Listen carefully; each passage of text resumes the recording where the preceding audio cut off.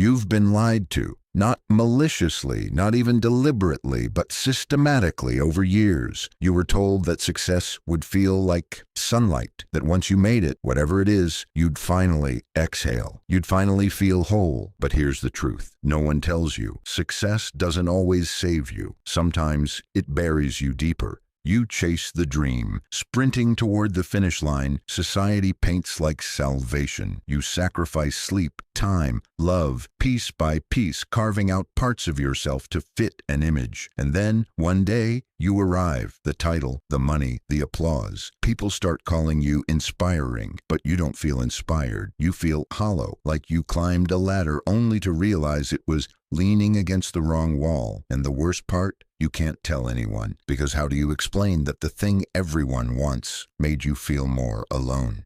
Happiness, real happiness, doesn't come gift-wrapped with your achievements. It doesn't hide behind your next milestone. It's quieter, slower, often inconvenient. But we're not taught to recognize that. We're conditioned to equate validation with joy, ambition with peace. So when success doesn't deliver the promised bliss, we assume the problem is us. That's the cruel paradox. You become successful enough to be admired, but too broken inside to enjoy it. And instead of reaching out, you perform. You smile wider. You buy more. You become a brand. And behind that brand, the real you starts to vanish. There's a name for what you're experiencing: arrival fallacy. It's the belief that once you reach your goal, happiness will follow. But goals are moving targets.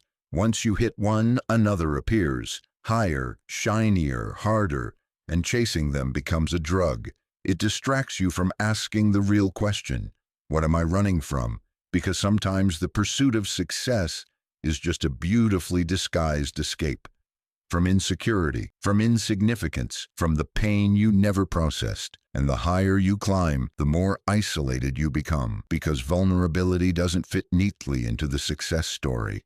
But here's the uncomfortable truth. Success isn't evil. It's not the villain. But when it becomes your identity, when it becomes the only thing keeping your self-worth alive, you're walking on a glass floor.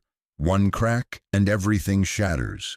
So what if the real work isn't chasing success, but redefining it? What if happiness isn't the end of the race, but how you run it? The way you treat people when no one's watching. The way you treat yourself when the lights go out. The world celebrates the highlight reel, but what matters, what lasts, is what you do when no one claps. The uncomfortable conversations you have with your own soul. The courage to slow down in a culture addicted to speed. That's where real success begins. That's where happiness hides. Don't wait until the applause fades to realize you've been performing your whole life. The real you is waiting backstage.